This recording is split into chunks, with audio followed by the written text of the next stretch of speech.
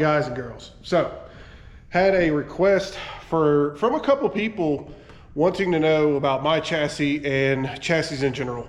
I'll start this off like I am not a professional at this chassis stuff. I just know what I have, and from what I see is a kind of norm when you look at chassis in general.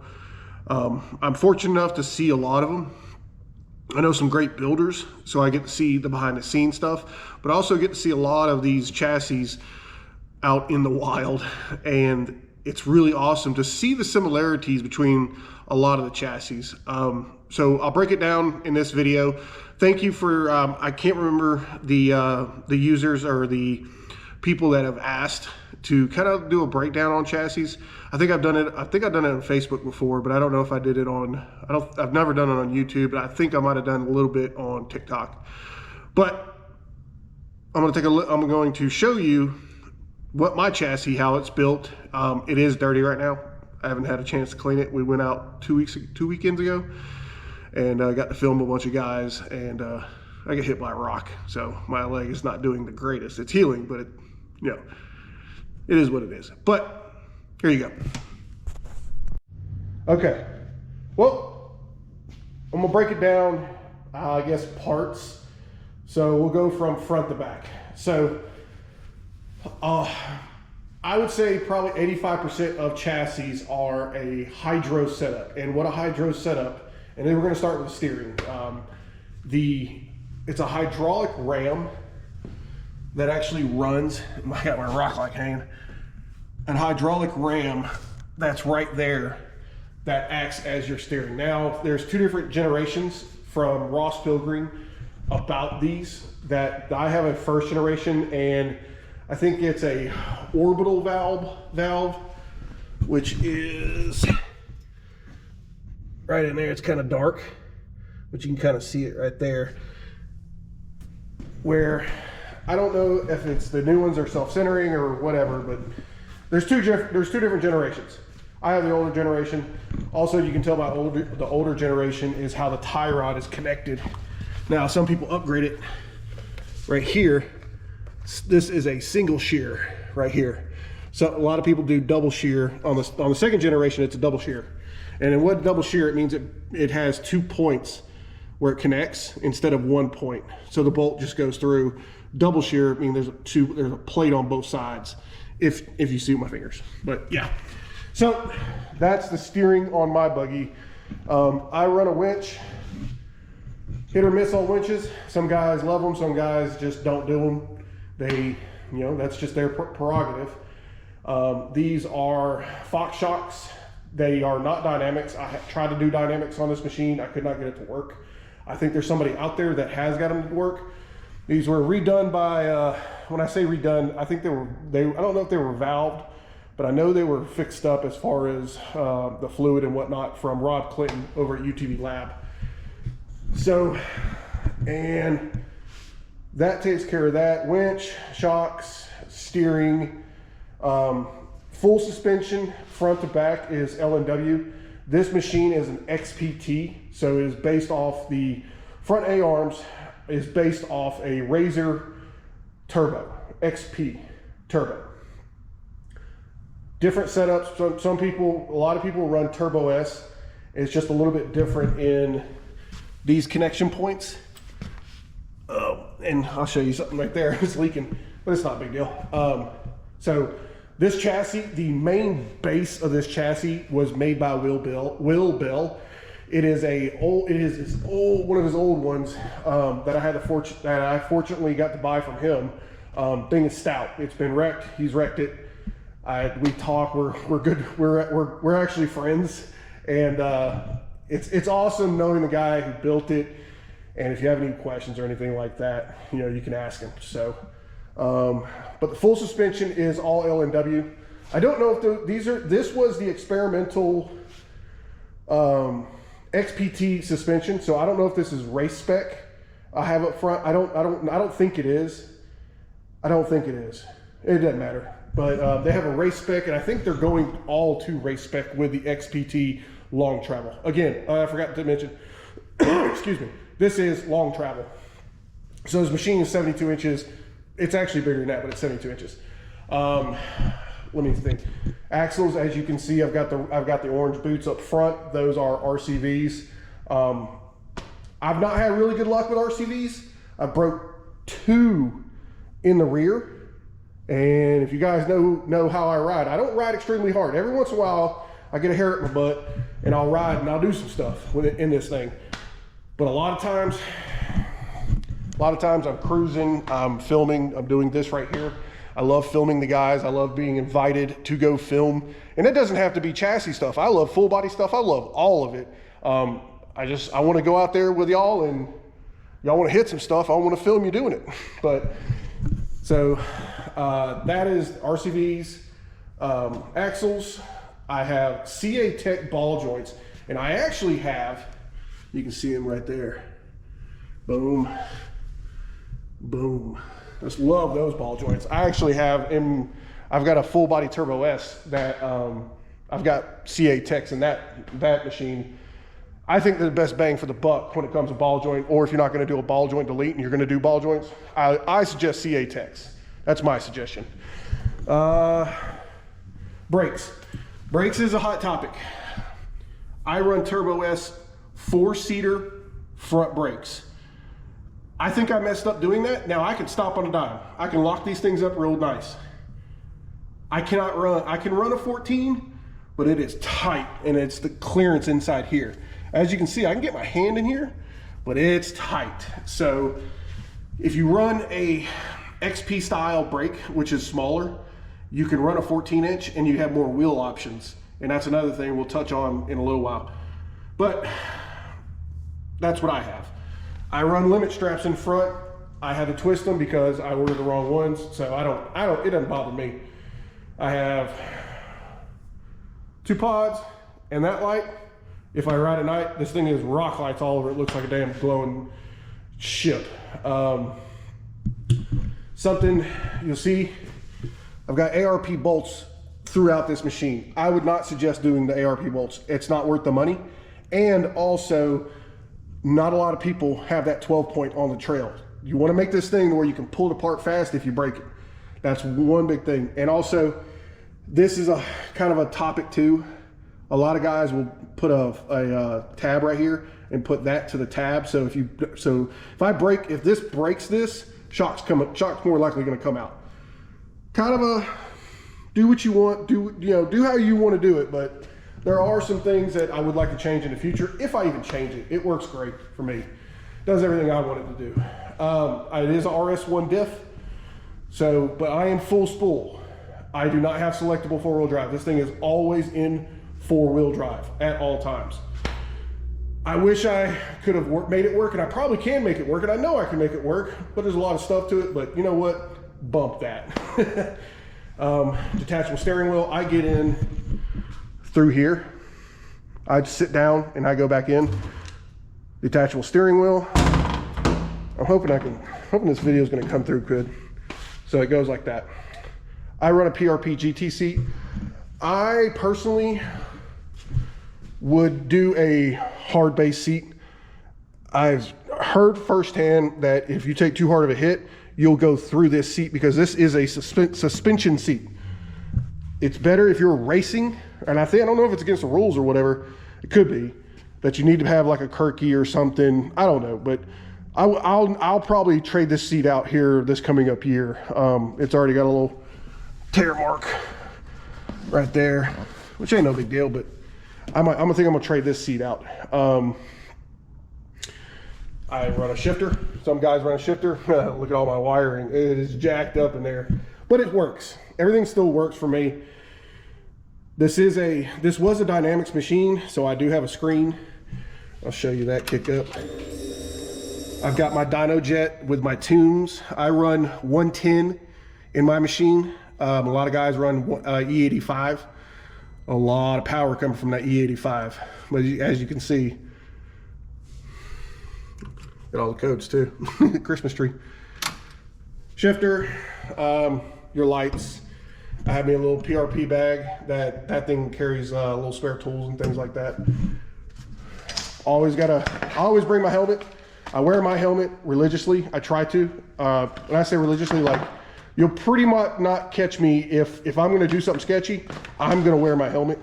Some guys do, some guys don't. That's their prerogative. I suggest you do it. My ECU, you see, I haven't cleaned this thing up from the last ride. I have a Hess, or a CBR Hess radiator setup in the back of mine, right down there. There's not a lot of space. I didn't want to cut the back of it off and put that up there, so left it how it was from how Will had it. 5-gallon fuel cell you see here. I think I can get it a little bit bigger, possibly might do that, but it's a 5-gallon fuel cell. Some guys run 4 gallons. You basically run whatever you can fit. We'll keep going. You know, I got this thing stickered out with people that have helped me and people that I like. And so back to the back.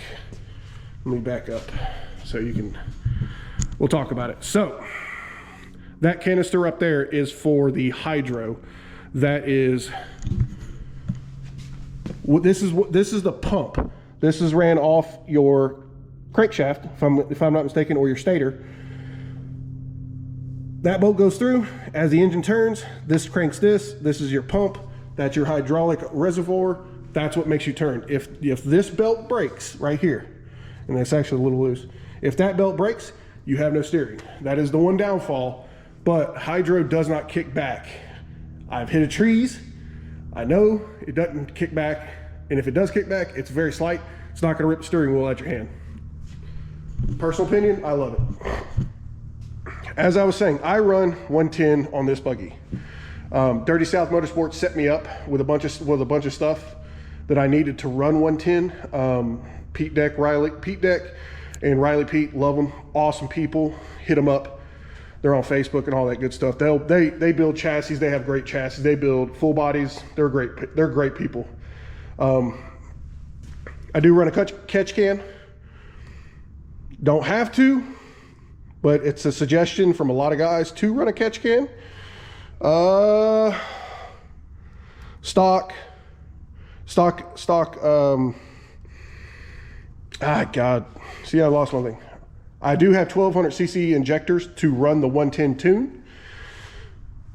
Out back, limit straps. Again, I had to twist them up. I ordered the wrong ones. EB Power Sports, thank you. Hooked me up with those. Clutching, which you can't see inside there. It is, I want to say it's Venom clutching that I have in this machine. Me and my buddy Trey, I was having an issue with hitting RPMs too hard, and we come to find out I didn't clutch it right.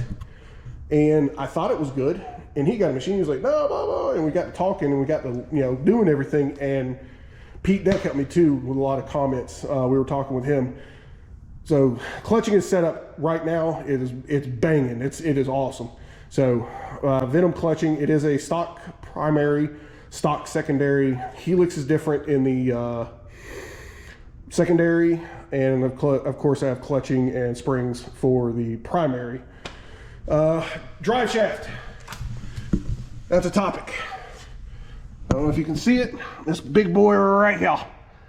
That is from Thomas Lohr. Ask him about his drive shaft. PDI drive shafts, in my opinion, one of the best drive shafts that you can get. You can do Rhino drive shaft. You can do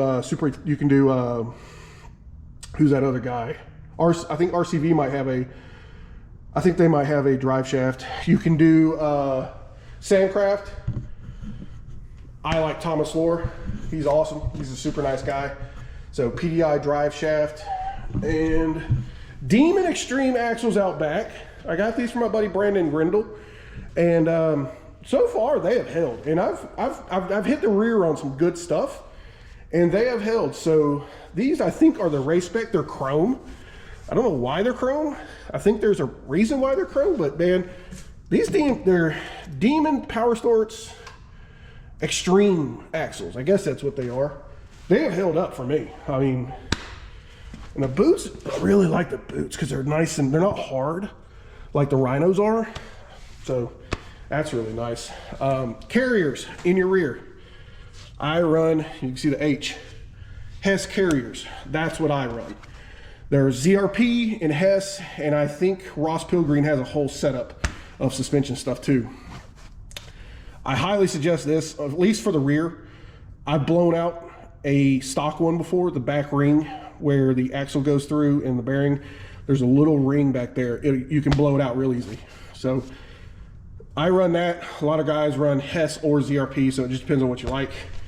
Radius rods, of course, gotta run those. You know, you can do straight or you can do high clearance ones. I chose to do the high clearance ones. I got those from Levi Carter at Carter's Off-Road with a LNW pull plate. I am running on my transmission and engine mounts, I'm running stock. If you do not have an upgraded case, you do not want to run hard transmission mounts. That's my opinion. I don't know if other people agree. I have seen too many people break that right there because they had hard transmission mounts. So my suggestion, run your regular transmission mounts. It's not going to be a big deal. Bullshit. This is just a crappy AutoZone thing that got welded on for my buddy, golly, LNW. Chet welded this on for me. Chet and a bunch of other people helped me so much with this. Chet, Doobie, a couple of the guys, I can't remember everybody while this film's going, but they helped me so much on this. So, and I'm trying to think what else. Airbox, that's what this guy is right here. That is an airbox from Dirty South Motorsports. Pete Deck made that for me. I think it's the best airbox out. And he can make it any size, any way you want it. So, you know, it's custom. You're gonna pay the custom price, but it's literally gonna fit exactly for you. You take these bolts out, this thing comes off, and my filter's back there. It's got a frog skin filter right there, so it's double filtered just like the regular machines are. Tires. I'm running Carnivores. I want to try the Carnivore RTs. I run a 30-inch. A lot of guys run 28 to 30. Some guys run 32s if you have the power to pull them, but you're gonna bust more stuff. You want to keep these machines as low as you can to the ground. That's for the hill killing type stuff. Now, if you're doing rocks or anything else, you might want to run a 32, 35, but my personal opinion, you want to run a 30 or 29. Bighorns are underrated. They are one of the best, my opinion. Skid plate underneath it, that's all there is. You can see the skid plate right there, tunnel. That's pretty much the basis of it. Oh, I do have LNW wheels. I will show you those real quick. Like I said, this stuff is dirty. So those are the LNW wheels. I love those things. They are super nice. Super nice. Shout out to LNW. They help me tremendously. Cook's Power Sports helps me tremendously. He's always been there for me. Side by Side Connection helps me with parts. I will not lie about. That's why I'm telling you about these people. They help me. I mean, I'm not gonna lie about it, but that's pretty much the rundown of my machine. I don't think I'm missing anything. If you see something, ask in the comments. Let me know if you like this. I've got a couple other guys that are local that we can go check out their buggies and check out the differences. Might be something, you know, it's a couple little series or something like that, but yep, there it is, guys. And I'll show you over here. I try to keep spare parts. I got extra axles. I've got tie rods. I've got lowers. I've got a hold on a suspension right there. An extra transmission, extra diff, oil, extra clutch. This is my bucket of part things I take on adventures. Air filter, it's it's nasty, but it'll work in a pinch. That's the biggest thing with a lot of this stuff. It'll work in a pinch. Extra fuel pump. I highly suggest getting extra rotors and not carriers, but hubs. These easily bend. You can get upgraded ones, but they're pretty pricey. Like I said, extra clutch. Oh, RPM blow-off valve. I bought that a long time ago. I love that RPM blow-off valve. RPM J-tube. This is something else that I don't know if it's a necessary. I forgot about this. This is an aftermarket Assassin charge pipe. I think this is the charge pipe. I've heard of these, even with the silicone ones, busting. If you're running a lot of boost, this might be something that you want to get a metal one. So you can build these. It's just aluminum, you know, blah, blah, blah. But I think that's a necessary upgrade. It was a necessary upgrade for me. I had the other one, and I think that's a better option, me personally. I am not head studded. I should be, but I'm not head studded. We're gonna see how long it lasts. It's still running. Oh, these are my lights too. Custom lights. I'll turn it on here in a second. And I think that's pretty much it. Let me turn the machine on. I'm not gonna turn it fully. Well, I might. There's my rock lights. Let me take you guys on a little adventure. Go over here and turn my lights off. I've got all my lights on a key switch. Look at this thing right here. Boom! That's pretty cool. I thought it was cool, but we'll go back over here and boom. You can see she is lit up. I can actually ride down the trails like this with this thing running. So I'll start it up real quick. Like I said, I'm straight piped.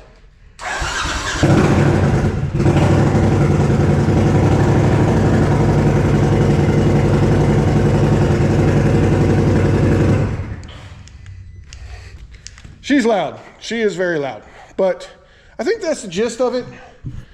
If you guys want to know anything, like I said, ask me in the comments. I'll try to answer as quick as I can. But that's my chassis, and hope you guys like it. And we'll try to, I think I'll try to do some other couple of stuff, and we'll do some full body stuff and see what happens. All right, guys, thanks for watching. Subscribe, like, share, all that good stuff. Thanks for being around. Later, guys.